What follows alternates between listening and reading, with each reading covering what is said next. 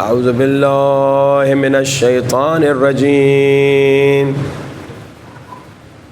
بسم الله الرحمن الرحيم. الحمد لله رب العالمين. الحمد لله كما هو أهله، والصلاة والسلام على أشرف الأنبياء والمرسلين وخاتم النبيين أبي القاسم محمد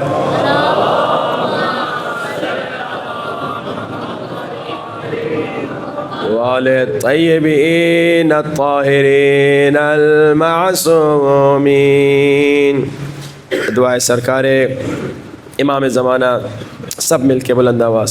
الہی عظم البلاء وبرح الخفاء وانكشف الغطاء وانقطع الرجاء وضاقت الأرض ومنعت السماء وأنت المستعان وإليك المشتكى وعليك المعول في الشدة والرخاء.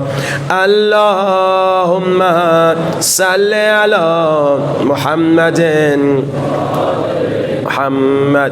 أولي الأمر الذين فرست علينا طاعتهم وعرفتنا بذلك منزلتهم ففرج عنا بحقهم فرجا عاجلا قريبا كلمح البصر أو هو أقرب. بلند آواز.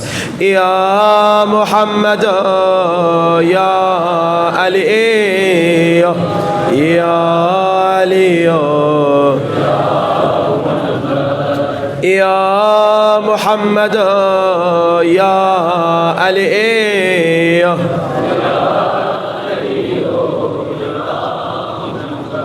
اكفياني فإنكما كافيان وانصراني فإنكما ناصران. يا مولانا يا صاحب الزمان الغوث الغوث أدركني أدركني الساعة الساعة الساعة الأجل الأجل. يا أرحم الراحمين بحق محمد وآله الطاهرين. صلوات.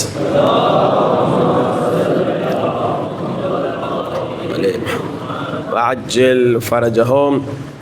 أما بعد فقد قال الله تبارك وتعالى في كتابه المجيد. بسم الله الرحمن الرحيم. الذين يتبعون الرسول النبي الأمي الذي يجدونه مكتوبا عندهم في التوراة والإنجيل. بلند ترين صلوات.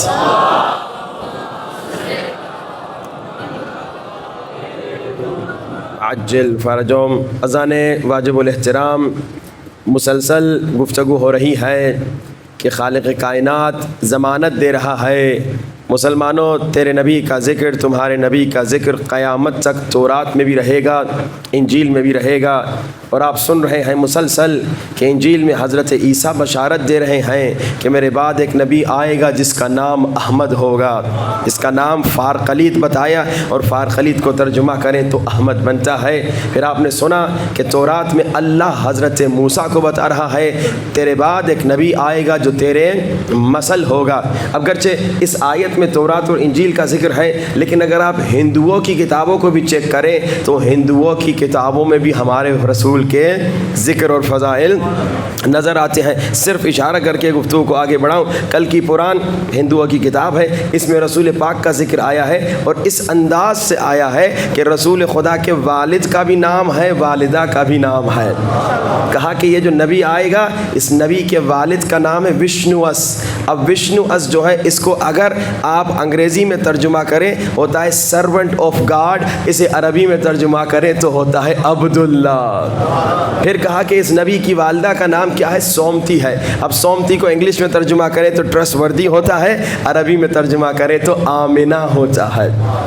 ہندوؤں کی کتابوں میں ہمارے رسول کے فضائل موجود ہیں، عیسائیوں کی کتاب میں ہمارے رسول کے فضائل موجود ہیں، اور آپ نے سنا صرف رسول پاک کے فضائل نہیں بلکہ مولا علی کے فضائل بھی موجود ہیں۔ میتھیو 27 میں ہم نے آپ کی خدمت میں آیت پڑھی کہ حضرت عیسیٰ جب مشکل میں گرفتار ہوئے تو انہوں نے کہا ایلی ایلی لما شبقتنی، اے علی میری مدد فرما، لیکن آپ نے سنا انہوں نے کہا ایلی سے مراد خدا ہے۔ ہم نے ثابت کیا اسی میتھیو 27 میں آیت 49 میں ارشاد ہوا، یعنی وہ جو وہاں پہ لوگ کھڑے ہوئے تھے انہوں نے کہا کہ دیکھتے ہیں کہ یہ ایلیا مدد کو آتے ہیں یا نہیں، تو ہم نے کہا کہ ایلی اور ایلیا ایک ہستی کا نام ہے، اور ایلیا کون ہے؟ تاریخ بتاتی ہے کہ ایلیا میرے مولا علی ابن ابی طالب ہے۔ بائبل میں 25 سے زیادہ مرتبہ ایلیا کا ذکر آیا ہے، تقریباً 30 کے قریب، ایون اس سے زیادہ حضرت ایلیا کا ذکر آیا ہے۔ ایلیا تورات اور انجیل میں مشکل کشا کا نام ہے، ایلیا تورات اور انجیل میں ایک مددگار کا نام ہے، بلکہ جون 1، یہ جون چیپٹر کا نام ہے، اس کا نمبر 1 ہے آیت 19۔ ایلیا اس ہستی کا نام ہے کہ یہودی اس کے انتظار میں تھے، یہ یہودی ایلیا کے انتظار میں تھے۔ ایک شخص آتا ہے جون اس کا نام ہے، یوحنا اس کا نام ہے، اس کے پاس یہودی اپنے پادری بھیجتے ہیں کہ اس سے پوچھے تو کون ہے؟ ہو آر یو مسیح؟ کیا تو مسیح ہے؟ وہ کہتا ہے میں مسیح نہیں ہوں۔ Are you the prophet? کیا تو وہ نبی ہے جو جس کے انتظار میں ہے؟ کہتا ہے میں وہ پرافٹ بھی نہیں ہوں۔ اب یہودی اس سے پوچھتے ہیں آر یو ایلیا؟ کیا تو ایلیا ہے؟ اب ہم یہودیوں سے پوچھتے ہیں اے یہودیوں تم مسیح کے انتظار میں تھے، پرافٹ کے انتظار میں تھے، ایلیا کے انتظار میں تھے، مسیح عیسیٰ آ گئے، پرافٹ محمد آ گئے، اب یہ ایلیا کون ہے؟ ایلیا کہاں ہے جس کے انتظار میں تھے؟ اور آپ نے سنا تاریخ میں مولا نے مسلسل کئی مقامات پہ بتایا انا ایلیا فی الانجیل۔ اب اتنا عظیم سرمایہ ہمارے پاس ہے، ہمیں تو ہر سال کئی ہندوؤں کو مسلمان بنانا چاہیے، ہر سال کئی عیسائیوں کو مسلمان بنانا چاہیے، کیونکہ صرف رسول کا ذکر نہیں، صرف رسول کے فضائل نہیں، بلکہ ہم اپنے دین کو، احکام اسلام کو بھی ہم تورات سے، انجیل سے اور ہندوؤں کی کتاب سے ثابت کر سکتے ہیں۔ ہم توحید کو بھی ان کتابوں سے ثابت کر سکتے ہیں، نبوت کو بھی ان کتابوں سے ثابت کر سکتے ہیں۔ اور ہماری سستی یہ ہے کہ ہم تو خود ہی پھسلے ہوئے ہیں، ہم تو خود ہی کمزور پڑے ہوئے ہیں۔ میں نے کیا کہا؟ مضبوط ہونے کے لیے عقیدہ مضبوط ہونا چاہیے۔ وہ کل والی بچی کا واقعہ یاد ہے کہ بھائی جب وہ پہلے اسکول گئی تھی تو اس کے پاس دلیل نہیں تھی تو کیا ہوا؟ پریشان ہو گئی۔ ہمارے بچوں پہ یہ حملہ ہے دشمن کا کہ ان کا عقیدہ کمزور کر دو، ان کا اخلاق کمزور کر دو تو پھر طاقت ہی نہیں رہے گی۔ طاقت عقیدے میں ہوتی ہے۔ اب اس بچی کے پاس جب دلیل نہیں تھی کنفیوز ہو گئی، لیکن جب باپ نے دلیل دی تو کیا ہوا؟ وہ خود کنفیوز نہیں ہوئی بلکہ دوسروں کو کنونس کر کے حجاب کی طرف لے کر آئی۔ ہم اگر اپنے بچوں کو دلائل دیں، اپنے بچوں کے عقیدے کو مضبوط کریں۔ ہر عقیدہ کب مضبوط ہوتا ہے؟ جب اس میں دلیل ہوتی ہے۔ بے دلیل عقیدہ تو یہی ہے کہ بھائی بابا کرتے تھے میں بھی کر رہا ہوں، بھائی دلیل کیا ہے؟ پتہ نہیں۔ اب جب پتہ نہیں کہے گا تو کبھی نہ کبھی کہیں نہ کہیں اسکول میں، کالج میں، یونیورسٹی میں پھسل جائے گا۔ دلیل ہونی چاہیے کہ بھائی یہ کام جو میں کر رہا ہوں اس کی وجہ کیا ہے، پیچھے بیک گراؤنڈ میں دلیل کیا ہے۔ اور میں نے کہا ہمارا عقیدہ ہے علی مولا خلیفہ بلا فصل ہے، یہ سب سے بڑا عقیدہ ہے۔ اس عقیدے پہ ہمارے پاس دلیل ہونی چاہیے، ہمارے بچوں کے پاس دلیل ہونی چاہیے کہ بچوں اگر کوئی پوچھے تم سے کہ تمہارا اگر عقیدہ یہ ہے کہ علی خلیفہ بلا فصل ہے تو کیسے ثابت کرو گے؟ ایک چھوٹا بچہ تھا، اس سے اس کے استاد نے پوچھ لیا ذرا بتاؤ تیرا عقیدہ کیا ہے، علی خلیفہ بلا فصل ہے؟ اس نے کہا جی میں شیعہ ہوں اور میرا عقیدہ یہ ہے کہ علی مولا خلیفہ بلا فصل ہے۔ رسول خدا نے جانے سے پہلے علی مولا کا انتخاب کیا، علی مولا کی خلافت کا اعلان کیا، غدیر خم میں علی مولا کے ہاتھوں کو بلند کر کے کہا جس جس کا میں مولا اس کا علی مولا۔ اب کہتا ہے ٹیچر آپ کا کیا عقیدہ ہے؟ ٹیچر کہتا ہے میرا تو یہ عقیدہ ہے، سنی تھا، کہتا ہے میرا عقیدہ یہ ہے کہ رسول خدا نے کسی کو انتخاب نہیں کیا، ایسے ہی چلے گئے اور کہا کہ تم اپنوں میں سے کسی کو انتخاب کر دینا۔ اب ٹیچر کو بچہ کہتا ہے، چھوٹا سا بچہ کہتا ہے ٹیچر ایک سوال پوچھو، برا نہ مانیے کہ آپ نے پوچھا ہے تبھی میں سوال پہ سوال پوچھ رہا ہوں۔ ٹیچر ابھی آپ کلاس میں ہیں، آپ کی وجہ سے کلاس چپ ہے، آپ کی وجہ سے کلاس میں شور و غل نہیں ہو رہا، آپ کی وجہ سے بچے شرارت نہیں کر رہے۔ اب اگر پرنسپل آپ کو بلائے، آپ کو جانا پڑے گا نا، تو اب جب آپ کلاس سے نکلیں گے، کیا آپ یہ بچے کتنے ہیں؟ 20 25 30 بچے، اس سے زیادہ بچے نہیں ہیں، کیا آپ ان 30 بچوں کو یہ کہہ کے جاتے ہیں کہ بچوں جب تک میں نہیں تم اپنوں میں سے کسی کو مانیٹر بنا دو؟ ٹیچر جب آپ نکلتے ہیں کہ آپ یہ کہتے ہیں کہ بھائی جب تک میں پرنسپل سے مل کے آتا ہوں کہ آپ یہ کہتے ہیں کہ تم اپنوں میں سے کسی ایک کو مانیٹر بنا دو۔ ٹیچر نے کہا میں ایسا کام کیوں کروں گا؟ مجھے کوئی پاگل سمجھائے، مجھے کوئی احمق سمجھائے؟ اگر میں ایسا کام کر کے جاؤں، 30 بچوں کو اگر کہوں تم اپنوں میں سے کوئی مانیٹر انتخاب کرو، تو شور و غل ہوگا، جھگڑا ہوگا، فتنہ فساد ہوگا۔ میری عقل نہیں مانتی کہ میں 30 بچوں کی کلاس کو تھوڑی دیر کے لیے بغیر مانیٹر کے چھوڑ کے جاؤں، بلکہ میں اسے مانیٹر انتخاب کروں گا جو سب سے اچھا بچہ ہے، جو سب سے با ادب بچہ ہے، جو سب سے پڑھاکو بچہ ہے۔ اب شیعہ بچہ اپنے سنی ٹیچر کو کہتا ہے ٹیچر جب آپ کی عقل یہ نہیں مانتی کہ 30 بچوں کی کلاس کو تھوڑی دیر کے لیے بغیر مانیٹر کے چھوڑ کے جائیں، تو آپ کی عقل کیسے مانتی ہے کہ اللہ کے رسول نے عالم اسلام کو ہمیشہ کے لیے بغیر مانیٹر کے چھوڑ دیا ہو؟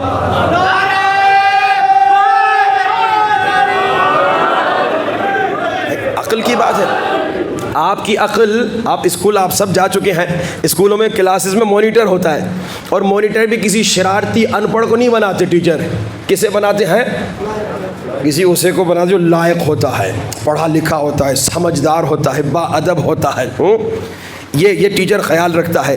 اب ٹیچر جب ایک کلاس کو 5 منٹ کے لیے بغیر مانیٹر نہیں چھوڑتا، تو اللہ کے رسول عالم اسلام کو ہمیشہ کے لیے بغیر مانیٹر کیسے چھوڑیں گے؟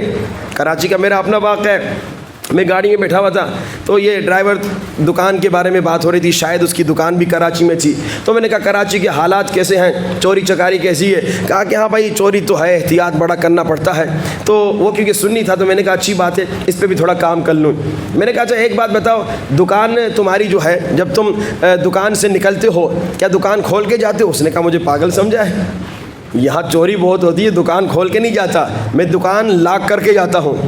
میں نے کہا کبھی تو ہوتا ہوگا، جلدی جا رہے ہو، واپس آ رہے ہو، تو تھوڑی دیر کے لیے کھول کے جاتے ہوگے؟ کہا ہاں جب میں کھول کے تھوڑی دیر کے لیے جاتا ہوں، کسی ایسے کو چھوڑ کے جاتا ہوں جس پر مجھے یقین ہو، کسی ایسے کو چھوڑ کے جاتا ہوں جس پر مجھے بھروسہ ہو کہ یہ میری طرح دکان کا خیال کرے گا، سوتیلا باپ نہیں ہوگا، میں خیال کرنے والا رکھے جاتا ہوں۔ میں نے کہا اب تمہارا خلافت کے بارے میں کیا عقیدہ ہے کہ رسول خدا نے ایسے ہی چھوڑ دی دکان اسلام کی؟ رسول خدا نے یا اسلام کو بند کر دیا، اسلام تو بند نہیں ہوا، اسلام تو کھلا ہوا ہے، یا پھر اگر کھلا ہوا ہے تو کیا رسول خدا نے ایسے ہی چھوڑ دیا، جو چور آئے جو چوری کر کے لے جائے؟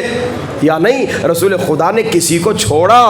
تم ایک چھوٹی دکان کو بغیر جانشین کے نہیں چھوڑ دیں، اللہ کے رسول عالم اسلام کو بغیر جانشین کیسے چھوڑیں گے؟ دلائل بہت ہیں، ہم پیار اور محبت سے دلائل دیں، لیکن جیسے افسوس ہوتا ہے پاکستان میں ایک اور نفس کی بیماری ہے، ہم نے جیسے غیبت پہ بات کی، ریاکاری پہ بات کی، پاکستان میں تعصب کی بیماری ہے، یہ نفس کی بڑی خطرناک بیماری ہے۔ جب ہم کئی مرتبہ بعض دوستوں سے پوچھتے ہیں جو ہمارے اہل سنت کے بھائی ہیں، تو وہ فوراً سمجھتے ہیں ہم دشمنی میں بول رہے ہیں، ہم پیار اور محبت سے بولتے ہیں، ہم سوال پوچھتے ہیں کہ بھائی آپ مثال کے طور پہ صرف ایک سوال کی طرف اشارہ کرتا ہوں۔ ایک مرتبہ ایک پچھلے سال کا واقعہ ہے، ایک اہل سنت کا بھائی آ گیا تھا میرے پاس، اس نے آتے ہی کیا کیا، اٹیک کیا۔ اس نے کہا مولوی صاحب آپ کو قرآن یاد ہے پورا، آپ حافظ قرآن ہو؟ میں نے کہا اب اس بات کو میں تمہیں بتاتا ہوں کہ میں حافظ قرآن ہوں یا نہیں، میرے سوال کا جواب دو پہلے۔ اس نے کہا آپ کا کیا سوال ہے؟ میں نے کہا آپ کے 4 خلیفے ہیں، 4 خلیفوں میں مولا علی کو چھوڑ کے پہلے 3 خلیفوں میں کون کون حافظ قرآن تھا؟ بھائی آپ شیعوں پہ فوراً اٹیک کرتے ہو کہ بھائی شیعوں میں حافظ قرآن نہیں. پہلی بات تو شیعوں میں بہت زیادہ حافظ قرآن ہے, لیکن بھائی آپ ہی بتا دو آپ کے خلفاء میں کتنے حافظ قرآن ہیں مولا علی کو چھوڑ کے. تو لیکن جب ہم پیار اور محبت سے بھی گفتگو کرتے ہیں نظر آتا ہے کہ وہ بیچارے بڑا غصے میں آ جاتے ہیں. یہ تعصب نفس کی ایک بیماری ہے. یہ تعصب ابو جہل میں بھی تھا. ابو جہل, ابو لہب, یہ مسلمان کیوں نہیں ہوئے تھے؟ کیونکہ ان میں تعصب تھا, ضد تھا کہ بھائی ہم اپنے ماں باپ کی باتوں پہ چلیں گے اور یہ نبی کی باتوں پہ نہیں چلیں گے. یہ ضد سے نکلے اگر پاکستانی قوم تو پھر کیا ہوگا؟ پاکستان ایک جنت کا ٹکڑا بن جائے گا. ضد اور تعصب نفس کی بیماری ہے جو کہ ہمارے پاس وقت نہیں رہا کہ اس پہ گفتگو کریں. لیکن اب آئیے اپنے موضوع کی طرف آگے بڑھیں کہ اور اس کو انشاءاللہ سمیٹنے کی کوشش کریں کہ دیکھیے ہم اگر نفس کو شکست نہ دیں ہم ذلیل اور رسوا ہو جائیں گے. شمر ذلیل ہوا نفس کی اطاعت کی وجہ سے, عمر ابن سعد ذلیل ہوا نفس کی اطاعت کی وجہ سے, ابن ملجم ذلیل ہوا نفس کی اطاعت کرنے کی وجہ سے. یہ نفس ہمارا بڑا خطرناک ہے. ورنہ شمر, عمر ابن سعد, یزید, کیا یہ سارے جتنے بھی ظالم تاریخ میں گزرے ہیں کیا بچپن سے اللہ نے لکھا ہوا تھا کہ یہ قاتل مولا حسین بنیں گے؟ نہیں, یہ تو جبر ہے. ہم جبر کے قائل نہیں, لا جبر ولا تفویض. ہم جبر کے قائل نہیں بل امر بین الامرین. یہ کہ اگر ہم کہیں کہ اللہ نے تو لکھا ہوا تھا کہ شمر قاتل مولا حسین بنے گا تو یہ تو بھائی ظلم ہو گیا اس پہ, کیونکہ وہ اس کا قصور ہی نہیں, اللہ نے لکھا ہوا تھا. اللہ نے اسے قاتل مولا حسین نہیں بنایا تھا, اللہ نے اسے ایک پاک معصوم بچہ بنایا تھا, جیسے ہر بچہ پاک معصوم ہوتا ہے. لیکن اس نے نفس کی اطاعت کی, نفس کی باتوں کو سنا, نفس امارہ کا غلام بنا تو کیا ہوا؟ مولا کا قاتل ہو گیا. کیا مطلب؟ یعنی ہم جتنے اچھے شیعہ مومن بیٹھے ہیں, اللہ نہ کرے اگر ہم نفس کی غلامی میں ڈوب جائیں, کہیں ایسا نہ ہو کہ ہم بھی امام زمانہ کے دشمن ہو جائیں. جو کہ روایات بتاتی ہیں 25%, کتنے فیصد؟ 25% وہ شیعہ جو امام زمانہ کے انتظار میں ہیں امام کے آنے کے بعد امام کے مخالف ہو جائیں گے. یہ کون شیعہ ہیں؟ ایک زبانی شیعہ, دو یہ وہ شیعہ ہیں جن میں نفس کی بیماریاں بھری ہوئی ہیں, انہوں نے علاج نہیں کیا. اب جب امام آئیں گے امام کہیں گے تم نے فلاں کام غلط کیا, اب اس کے اندر حب ذات ہوگی, یہ ایک نفس کی بیماری ہے, امام کا دشمن ہو جائے گا. اب میں صرف ایک مثال دے رہا ہوں, اس موضوع پہ گفتگو نہیں کرنا چاہ رہا اور یہ میرا موضوع نہیں ہے. ایک مرتبہ کا واقعہ ہے, ایک مومن کے گھر ہم گئے اور وہ مومن زنجیر لگاتا تھا, زنجیر زنی کا ماتم کرتا تھا. یہ کوئی باہر کا ویسٹ کا کینیڈا کا واقعہ ہے. تو وہ زنجیر زنی لگاتا تھا. تو ہم اس کے گھر گئے ملنے کے لیے کسی اور مقصد سے. اس کے ذہن میں یہ خیال آیا مولانا صاحب میرے گھر آئے ہیں مجھے زنجیر زنی سے منع کرنے کے لیے, میں میرا کیا جائے. لیکن اس کے ذہن میں یہ بات آئی. اب جیسے میں اس کے گھر گیا, سنیے گا, شیعہ تھا, مومن تھا, عزادار تھا, نوحہ خان تھا. اس نے کہا مولانا صاحب اگر آپ مجھے زنجیر سے منع کرنے آئے تو میں زنجیر نہیں روکوں گا. میں نے کہا میرا کیا جائے, میں زنجیر سے منع کرنے نہیں آیا. لیکن اس کا بعد کا جملہ اس نے مجھے ہلا دیا. اس نے کہا مولانا صاحب اگر امام زمانہ بھی منع کرے میں زنجیر نہیں چھوڑوں گا. شیعہ تھا, مومن تھا, عزادار تھا, نوحہ خان تھا, مجھے باقاعدہ اس کا جملہ یاد ہے. میں نے کہا میں تو آپ کو منع کرنے آیا ہی نہیں ہوں, میں تو کسی اور مقصد سے آپ سے ملنے آیا تھا, کوئی اور مقصد تھا, کوئی اور مسئلہ تھا. اس نے جو جملہ کہا میں حیران ہو گیا, یہ کیسے شیعہ ہیں آج کل.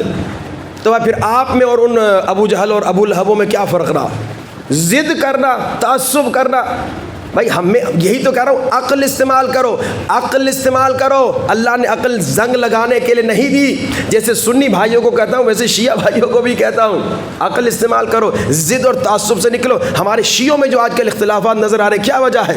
وجہ یہی ضد, تعصب. جیسے ہم اہل سنت کے بھائیوں کو کہہ رہے ہیں تم میں ضد اور تعصب ہے, کبھی کبھار نظر آتا ہے کہ ہم میں بھی وہی وائرس آ رہا ہے. وہ خربوزے کو دیکھ کر رنگ پکڑتا ہے, تو کہیں ایسا نہ ہو کہ ہم دوسرے ضدی متعصب کو دیکھ کے ہم بھی ضدی متعصب ہو جائیں. دین اسلام, مذہب شیعہ, ضد اور تعصب اس میں کوئی جگہ نہیں ان کی. یہ ضد اور تعصب بڑی خطرناک بیماری ہے. عقل, اہل بیت نے ہمیں عقل سکھایا. اب ہم اپنے عقائد کو مضبوط کریں اور اخلاق کو مضبوط کریں, اخلاقی بیماریوں سے نجات دیں. اب میں نے کہا کہ اخلاقی بیماریوں کا ہمیں پتہ نہیں چلتا. بخار نہیں ہوتا, سر میں درد نہیں ہوتا, سر نہیں چکراتا غیبت کرنے کے بعد. کیا کریں؟ اسپتال بھی پورے مظفر گڑھ میں نہیں کہ بھائی وہاں چلے جائیں, لکھا ہو نفس کی بیماریوں کا ہسپتال. ڈاکٹر بھی ایسا کوئی نہیں کہ ہم فون کر کے پوچھے بھائی ڈاکٹر صاحب ہم کو کیسے پتا چلے کہ غیبت ہوئی ہے یا فلاں ہوئی ہے. میں نے ایک آسان نسخہ بتایا, وہ ہسپتال ہے آپ کے شہر میں, آپ کو ایڈریس بتاتا ہوں. ہر مجلس حسین نفس کی بیماریوں کا ہسپتال ہے. جا اللہ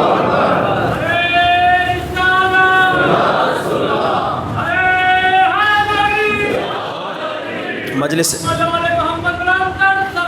اللہم صلی علی محمد و آل محمد وعجل فرجهم. مجلس حسین میں آؤ, نفس کی بیماریوں کا علاج اپنا کرو.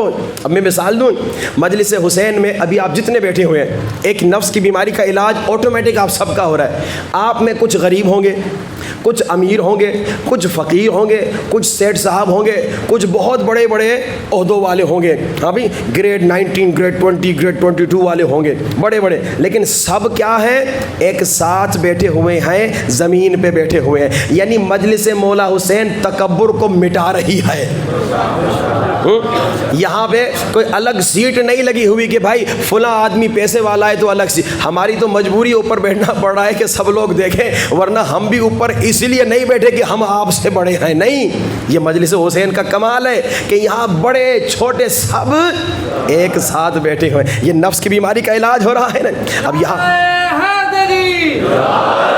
مجلس مولا حسین میں نفس کی بیماری کا علاج ہوتا ہے. پھر مجلس امام حسین میں نے کئی مرتبہ دیکھا, جب بہت رش ہوتا ہے, کبھی کسی کو دھکا لگ جاتا ہے تو اکثر لوگ چپ ہو جاتے ہیں, جواب نہیں دیتے. مجلس مولا حسین ہے, جلوس مولا حسین ہے, دھکا لگ گیا, چوٹ لگ گئی, مگر جواب نہیں دیتے. یہ نفس کی بیماری کا علاج ہو رہا ہے. کیوں نہیں دیتے؟ کہتے ہیں کہ بھائی مجلس کا احترام ہے, یہاں پہ شور و غل جھگڑا نہیں کرنا. ہاں کچھ ایسے ہوتے ہیں جو مجلس میں بھی خدا نہ خواستہ وہ ان کا نفس بہت موٹا ہو چکا ہے, ان کو پھر بہت اپنا علاج کرنا ہے. لیکن یہ مجلس میں علاج ہو رہا ہے.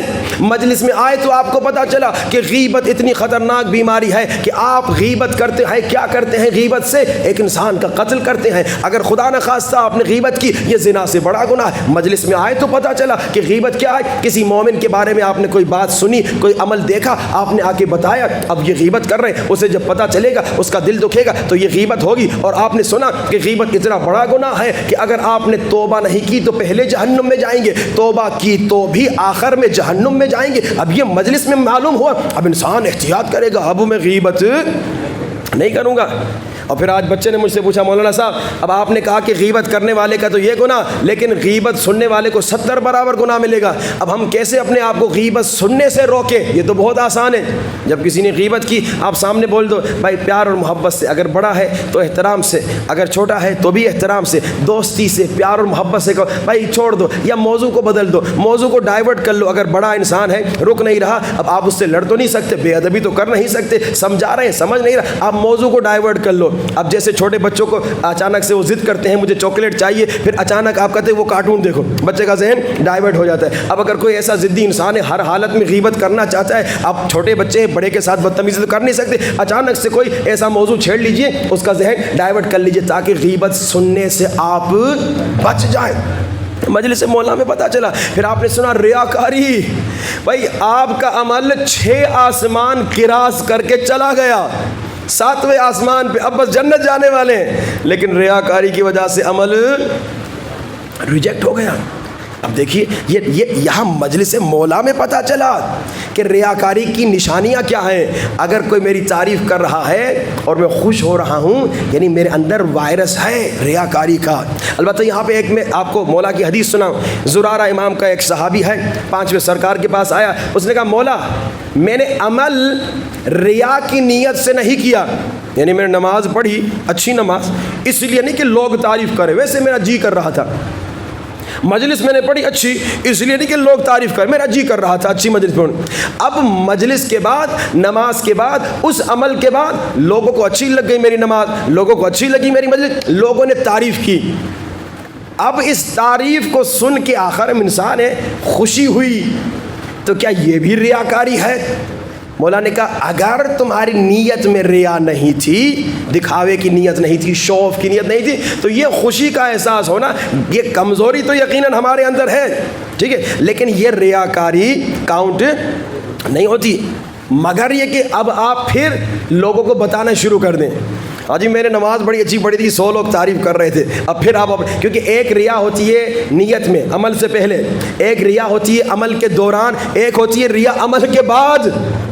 ایک مرتبہ میں نیت نماز پڑھ رہا ہوں کہ بھائی یہ سارے لوگ میری تعریف کریں شروع میں، ایک مرتبہ میں نماز پڑھ رہا ہوں، دروازہ کھلا، 4-5 لوگ اندر آ گئے، اب میں نے اپنی اسپیڈ جو ہے کم کر دی تاکہ لوگ تعریف کریں، ہاں جی سر میں پڑھنے لگا الحمدللہ رب العالمین، بڑا سر لگا رہا ہوں کہ لوگ کہیں جی او کیا، یہ نماز یعنی عمل کے دوران ریاکاری آ گئی۔ ایک مرتبہ عمل ہو گیا سب کچھ ٹھیک ہے، اب جب تعریفیں آنا شروع کر دیں پھر جناب میں ریاکاری میں، یعنی یہ ریا اتنی خطرناک ہے، پہلے بھی ہے، بیچ میں بھی، آخر میں بھی آ سکتی ہے، ہم نے خود کو اس سے بچانا ہے۔ اور میں نے کہا بھائی یہ ریاکاری کا علاج لا الہ الا اللہ، کہ بھائی نفع نقصان کا مالک خدا ہے، ہم ریا اسی لیے کرتے ہیں نا۔ آپ ریاکاری کا جو بیک گراؤنڈ میں پس منظر ہے کیا ہے، وہ یہی ہے کہ لوگ تعریف کریں، لوگ میری برائی نہ کریں، کوئی لالچ ہوتی ہے کسی میں، اس کے سامنے میں خود کو اس طرح بن کے دکھاتا ہوں، مجھے کسی میں لالچ ہے تو میں، وہ اگر دیندار آدمی پسند کرتا ہے میں اس کے سامنے دیندار ہو جاتا ہوں،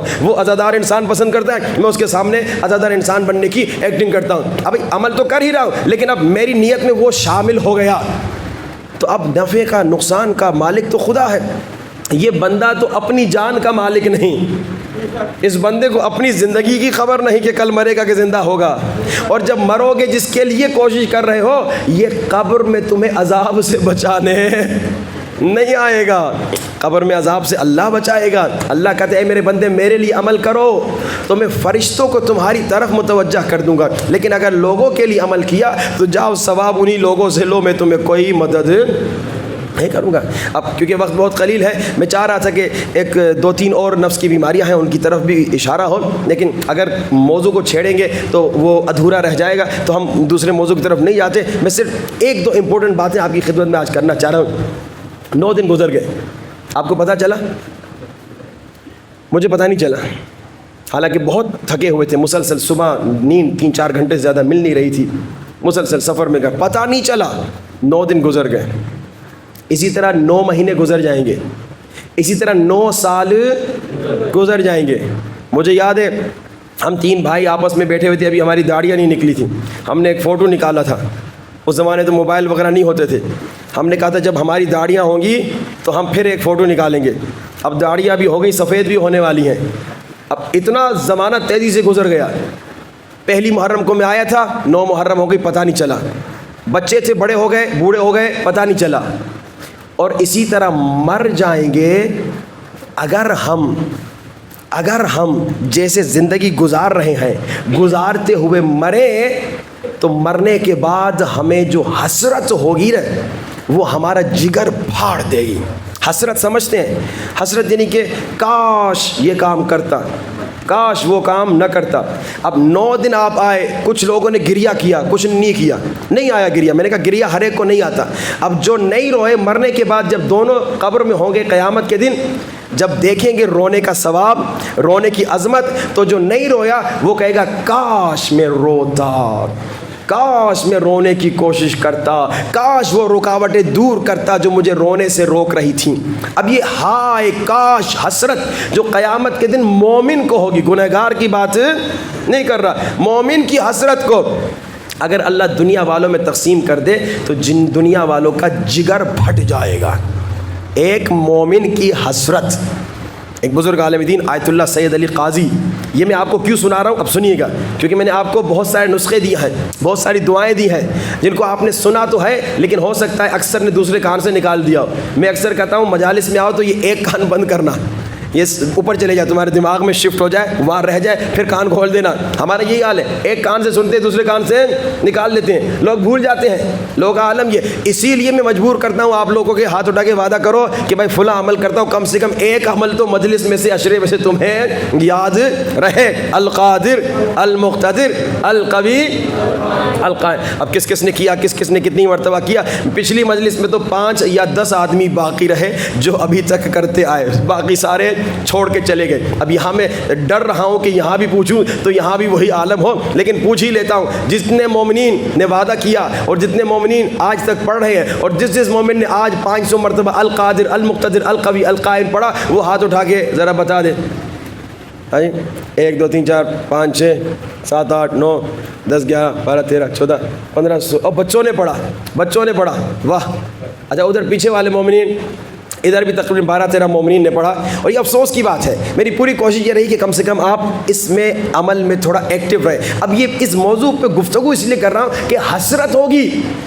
سید علی قاضی آیت اللہ بہجت کے استاد, بزرگ عالم دین, بزرگ مجتہد, بزرگ عارف, ان کے شاگرد نے خواب میں انہیں دیکھا. کہا استاد آپ اتنے بڑے عارف, عالم, مجتہد, کسی چیز کی حسرت رہی ہے؟ کہا بیٹا ہاں. کہا کس چیز کی حسرت؟ کہا بیٹا میں ہر روز 1 مرتبہ زیارت عاشوراء پڑھتا تھا, حسرت یہ ہے کاش دن میں 2 مرتبہ پڑھتا. یہ گنہگار کی حسرت کی بات نہیں ہو رہی, نیک انسان. اور زیارت عاشوراء کا فائدہ جانتے ہیں کیا ہے؟ ایک 2 عالم کا واقعہ ہے. انہوں نے آپس میں عہد کیا تھا ہم میں سے جو پہلے مرے گا وہ قبر کی پہلی رات آ کے واقعات بتائے گا کہ بھائی کیسی تھی قبر کی پہلی رات. یہ مشکل کام ہے, ہر ایک کو اجازت نہیں ملتی, لیکن یہ پہنچی ہوئی ہستیاں تھیں تو ان کو یقین تھا کہ ہمیں انشاءاللہ اجازت ملے گی. ایک ان میں سے مر گیا, 3 دن گزر گئے, وہ اپنے زندہ دوست کے خواب میں نہیں آیا. اب تیسرے چوتھے دن آیا. اب وعدہ خلافی مرنے کے بعد کون کرتا ہے؟ تو نے وعدہ خلافی کیوں کی؟ کہا مسئلہ یہ تھا کہ جس دن میں مرا اس دن ہمارے قبرستان میں ایک اور خاتون بھی دفن ہوئی تھی, اور اس خاتون سے ملنے کے لیے 3 دن تک مولا حسین آئے تھے اس کی قبر میں. اللہ. اور ہم سب بھی مہمان تھے, ہم کو بھی دعوت تھی, اس لیے میں تیرے خواب میں نہ آ سکا. اب یہ عالم حیران, امام مولوی سے ملنے نہیں آیا, خاتون سے ملنے آیا. اس کا کام کیا تھا, کیا کمال تھا؟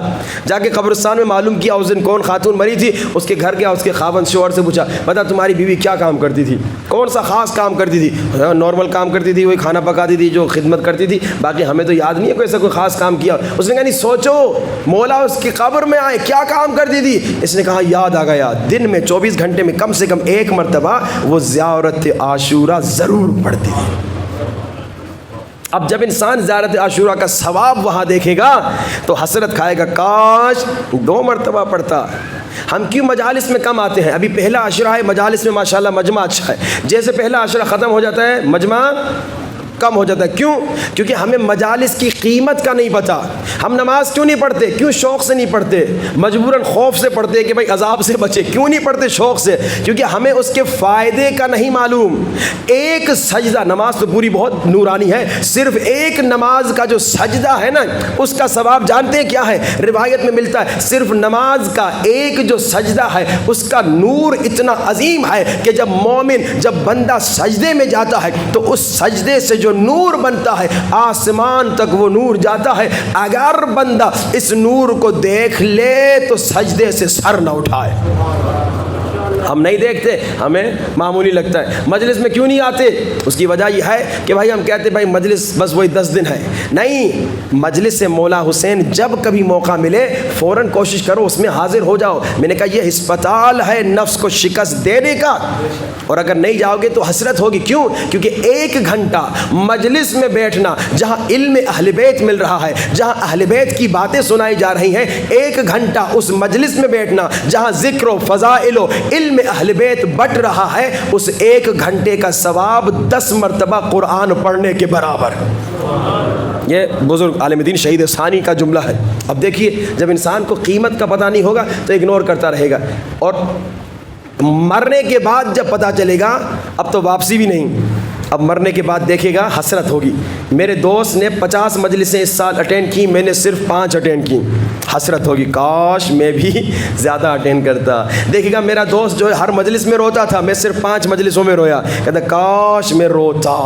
یہ حسرت جو ہے نا یہ مومن کو بھی ہوگی. اسی لیے کہا یہاں پہ کوشش کرو, زیادہ سے زیادہ محنت کرو. اور حسرت سے بچنے کا ایک نسخہ, ایک تو کیا, جتنے آپ نے اعمال سنے ان پہ عمل کریں. دوسرا حسرت سے بچنے کا نسخہ کیا ہے؟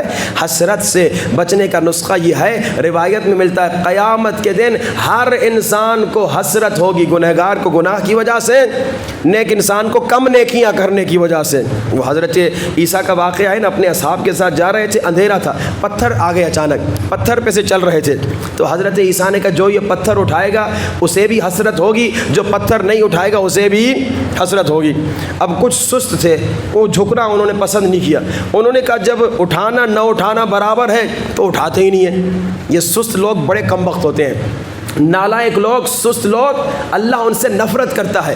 سورہ فاتحہ میں غیر المغضوب علیہ ولا الضالین، یہ مغضوب جن پہ اللہ غضب کرتا ہے کون ہے؟ ایک دشمنان اہل بیت، اور دوسرا سست لوگ۔ جوانوں سستی نہ کرنا، علی والا کبھی سستی نہیں کرتا، محنتی بنو، محنت کرو۔ اب محنت جو نہیں کرتا وہ ذلیل و رسوا ہوتا ہے، دنیا میں بھی نقصان، آخرت میں بھی نقصان، اللہ بھی اس پہ غضبناک ہوتا ہے۔ اب کیا ہوا؟ حضرت عیسیٰ نے کہا لوگوں، میرے صحابیوں، یہ پتھر جو ہے نا، جو اٹھائے گا اسے بھی حسرت ہوگی، جو نہیں اٹھائے گا اسے بھی حسرت ہوگی۔ اب جو سست انہوں نے کہا جی چھوڑو جی، کیوں جھکے ہیں، کیوں اٹھائیں جب اٹھانا نہ اٹھانا برابر۔ کچھ نے کہا بھائی نہ اٹھانے پہ حسرت ہو رہی ہے تو ہم کیوں نہ اٹھائیں، کچھ اٹھا ہی لیتے ہیں۔ یہ گزرے، لائٹ دوبارہ آئی، جیسے ہمارے لائٹ چلی جاتی وہاں سمجھی رات تھی، دن ہو گیا۔ اب جناب نور جب آ گیا، انہوں نے دیکھا وہ پتھر نہیں تھے، ہیرے جواہرات تھے۔ وہ پتھر نہیں تھے، ہیرے جواہرات تھے۔ اب جنہوں نے نہیں اٹھایا انہیں حسرت تھی، کاش ہم اٹھا لیتے، جنہوں نے اٹھایا انہیں حسرت تھی، کاش ہم زیادہ اٹھاتے۔ یہی عالم ہمارا ہے۔ نماز جو نہیں پڑھتا وہ تو روئے گا کاش نماز پڑھتا، جو نماز وقت پہ نہیں پڑھتا وہ روتا کاش میں نماز وقت پہ پڑھتا۔ لیکن جو نماز پڑھتا ہے وقت پہ بھی پڑھتا ہے لیکن صرف واجب نماز پڑھتا ہے، وہ حسرت کھائے گا کاش میں نماز شب بھی پڑھتا۔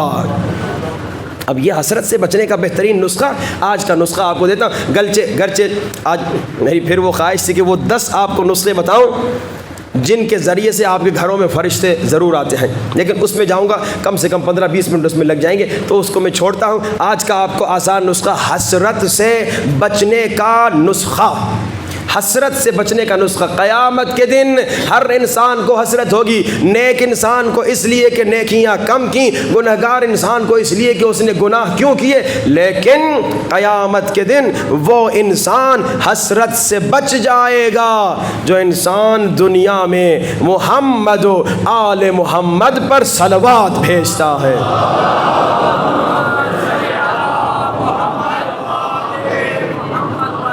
وعجل پر یا رسول اللہ،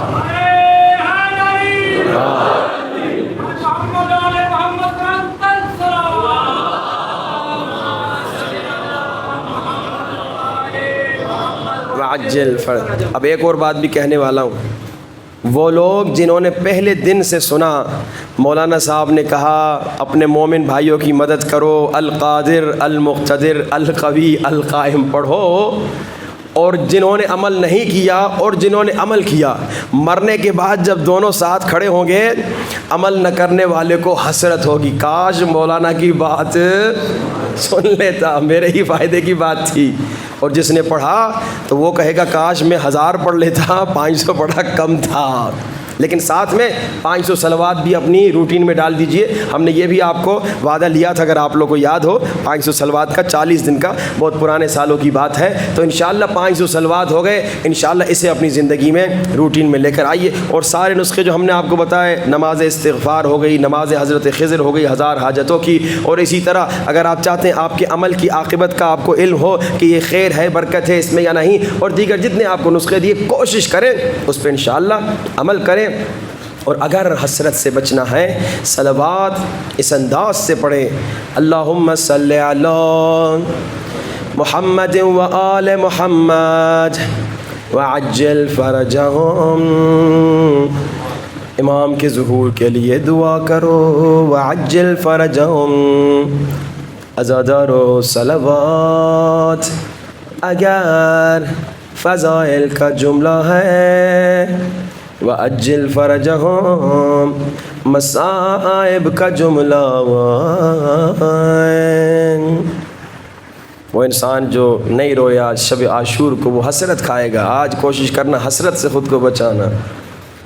آنسو بہیں, بلند آواز سے بھی رو, آنسو نکلیں, یہ کمال ہے. آنسو ہر ایک کی آنکھوں سے نہیں نکلتے, مگر ہاں جس کا نفس کمزور ہے اسے اجازت ملتی ہے حسین کے غم میں رونے کی. مگر جس کا نفس موٹا ہے اسے رونے کی اجازت نہیں ملتی. خدایا اگر آج بھی ہمیں رونے کی اجازت نہیں ملی پھر کب روئیں گے شب عاشور.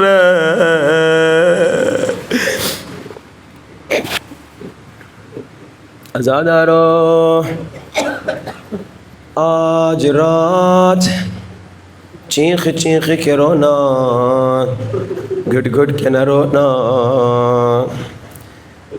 آج رات آنکھوں کو بند کرو اور تصور کرو, ہائے علی کا ایک بیٹا علی کے دوسرے بیٹے کے سامنے کھڑا ہے اور کہہ رہا ہے آقا مجھے اجازت دیجیے, مگر مولا حسین کہہ رہے ہیں عباس تو میرے لشکر کا علم بردار ہے. عباس کہہ رہے ہیں مولا کہاں ہے وہ لشکر جس کا میں علم بردار ہوں, میرا لشکر حوض کوثر پہ انتظار میں. تصور کرو میدان کربلا میں ہو, بھائیوں کو دیکھ رہے ہو اور دونوں بھائیوں کو سلام کرو. آنکھوں کو بند کرو, تصور کرو مولا عباس اور مولا حسین کو دیکھ رہے ہو اور بلند آواز سے سلام کرو. السلام علی الحسین وعلی علی بن وعلى أولاد الحسين وعلى عزادارو مولا عباس کو مولا حسین نے اجازت نہیں دی. مولا عباس پریشان واپس آ رہے ہیں خیمے کی طرف. راستے میں سکینہ کو دیکھا. سکینہ نے کہا چچا چھوٹے چھوٹے بچے میرے پاس آئے ہیں, پوچھ رہے ہیں کیا تیرا چچا پانی لے کر آئے گا. گویا عباس کی دعا قبول ہو گئی. عباس نے سکینہ کو گود میں اٹھایا, ایک ہاتھ میں مشکیزہ. مولا اب تو اجازت دیجیے. عزادارو گھٹ گھٹ کے نہ رونا, شب عاشور ہے. مولا اب تو اجازت دیجیے. مجھے نہیں معلوم, میرا دل کہتا ہے شاید جب مولا حسین نے سکینہ کو عباس کی گود میں دیکھا ہو, حسین کی آنکھوں میں آنسو آ گئے ہوں گے. سکینہ آج چچا کی سفارش کر رہی ہو, کل جب ظالم تماچا مارے گا, کل جب ظالم ابالیاں کھینچے گا, رو رو کے کہو گی چچا جان پانی نہیں چاہیے واپس آ جا.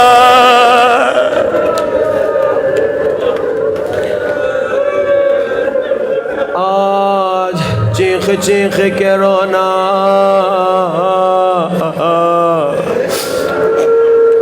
عزادارو مولا عباس کو اجازت مل گئی.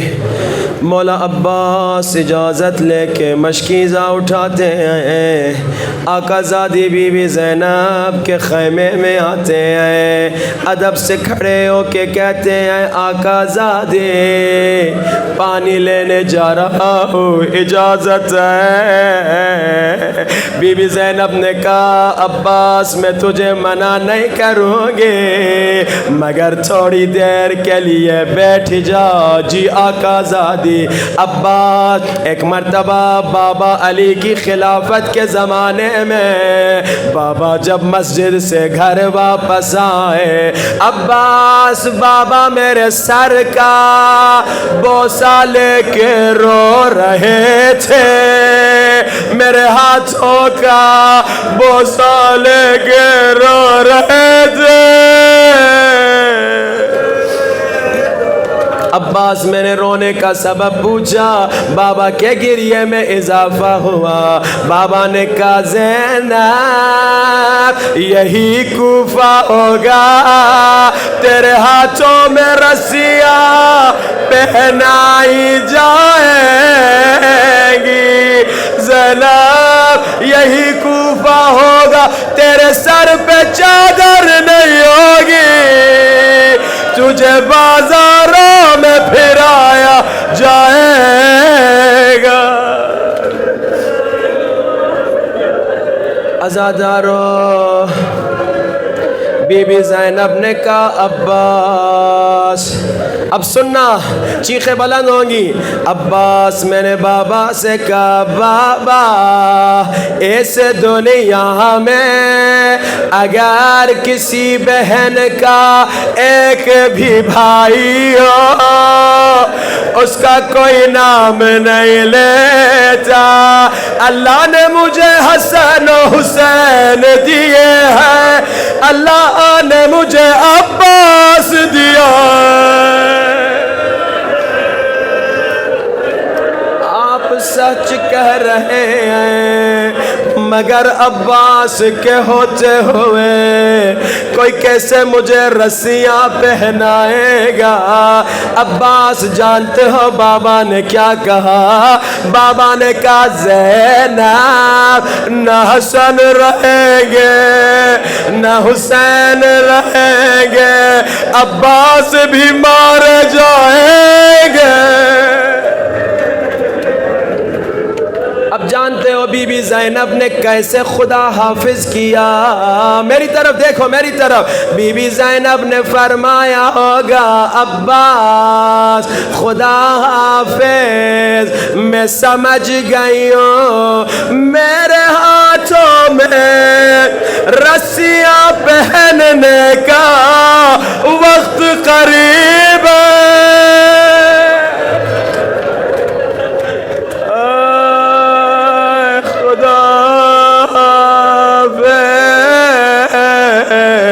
عباس میں سمجھ گئی ہوں میرے سر سے چادر چھننے کا وقت قریب ہے۔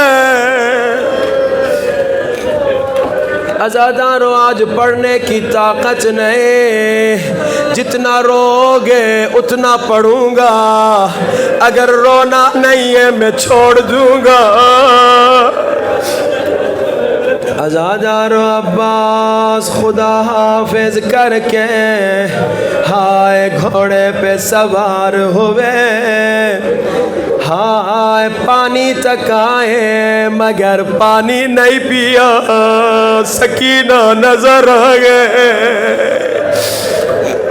مشکیزہ بھرا تیزی سے خیموں کی طرف آ رہے ہیں، ظالموں نے کہا خیموں تک پانی نہ جانے پائے، سکینہ ننھے بچوں کے ساتھ ہائے ایک انتظار میں کھڑی ہے، چچا کے علم کو دیکھ رہی ہے، بچوں کے ہاتھ میں پانی کے پیالے ہیں، چچا آ رہے ہیں۔ ظالموں نے عباس کا ایک بازو قلم کیا ہے، علم ہلنے لگا، سکینہ نے دیکھا علم کبھی جائے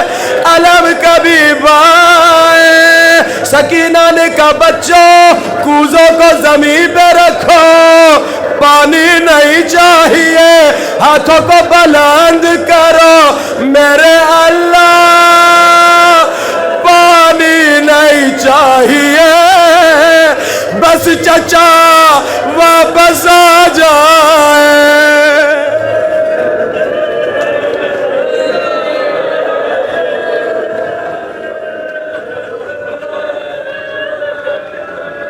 میرے اللہ پانی نہیں چاہیے،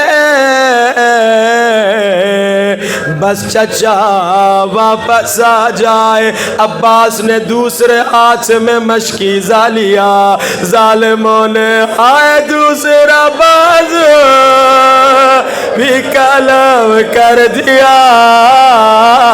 اسی لیے ام البنین رو رو کے کہتی ہیں عباس مجھے یقین نہیں آتا تیرے بازو کٹے ہوں گے، مگر عباس جب سنتی ہوں سکینہ نے تماچے کھائے تو یقین کرتی ہوں۔ گھٹ گھٹ کے نہ رونا، بس ختم ہونے والے ہیں مصائب، شب عاشورا ہے، آج نہیں روگے تو کب روگے۔ عباس نے مشکیزے کو دانتوں سے پکڑا، اے میرے اللہ مجھے اپنی زندگی کی کوئی فکر نہیں، بس پانی خیموں تک چلا جائے۔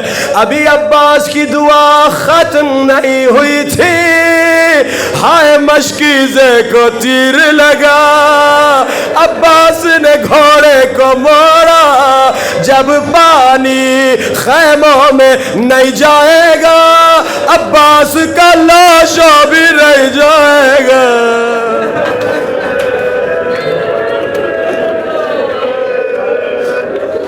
عزادارو عزادارو کیسے بیاں کروں، ظالموں نے حملہ بڑھایا، مجھے معاف کرنا، ایک ظالم نے عباس کی آنکھ پہ ہے تیر مارا۔ عزادارو ہماری آنکھ میں تنکا چلا جائے ہاتھوں سے نکالتے ہیں، مگر عباس کے ہے بازو کٹ گئے۔ عباس تیر کیسے نکالے، سنو سنو، عباس نے سر کا جھٹکا دیا، شاید تیر نکل آئے، مگر تیر نہیں نکلا۔ عباس جھکے گھٹنوں کے سہارے تیر کو نکالے، اتنے میں ایک ظالم نے عباس کے سر پہ گرز مارا۔ بس میں نے ختم کیا، جتنا رو سکتے ہو رو لو۔ عباس گھوڑے سے زمین پہ گرے، عباس کی آنکھ میں تیر لگا تھا، جب عباس منہ کے بال زمین پہ گرے وہ تیر کہاں گیا؟ عباس گھوڑے سے زمین پہ گرے۔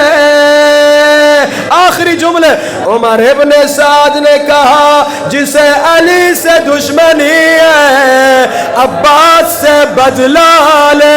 ایک ظالم نے نیزہ مارا، کسی نے تلوار سے مارا، کسی نے پتھر مارا، زینب رو رہی ہے، سکینہ چیخ رہی ہے، ہائے چچا ہائے چچا۔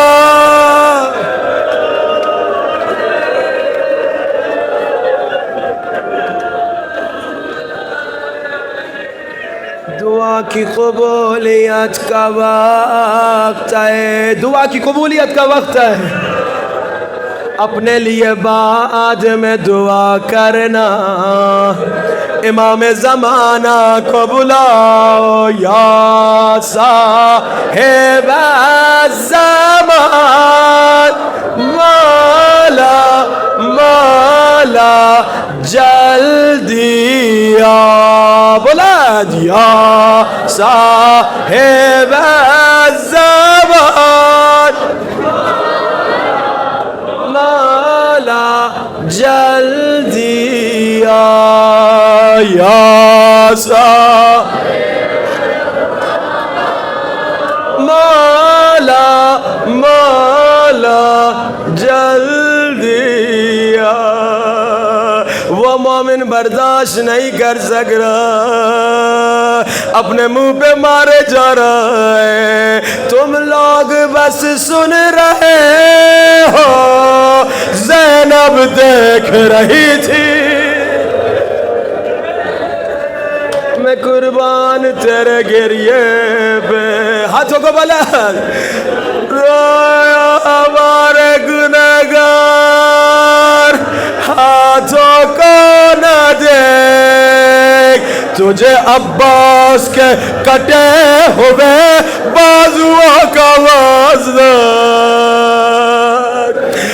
امام زمانہ کا جل ظہور فرما،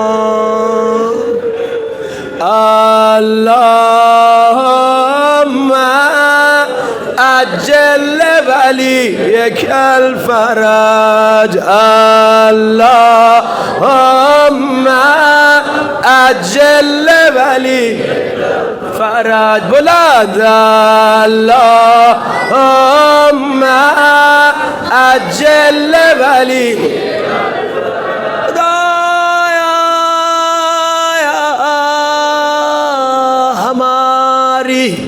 زندگی میں کبھی ایسا دن نہ آئے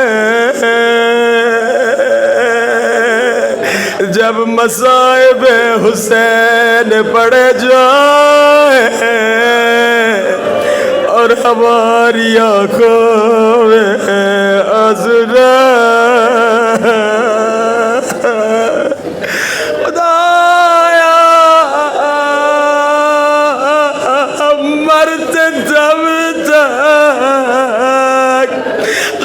حسین میں رونے کی اجازت، خدایا ہمیں امام زمانہ کی محبت، مودت، اطاعت، زیارت نصیب فرما، خدایا ہم سب کو کربلا مولا حسین نصیب فرما، خدایا جو بیمار ہے، ہمارے چچا، ہمارے والد اور بہت ساروں نے التماس سے دعا کی ہے، اس مومن بچے نے ایک چٹھی دی ہے، جو بیمار ہے انہیں بحق مولا سجاد شفا نصیب فرما، جو بے اولاد ہے انہیں اولاد نصیب فرما، جن کے بچے ہیں ان کے بچوں کو امام زمانہ کے لیے قاسم و اکبر و عباس کی طرح وفادار امام زمانہ بنا۔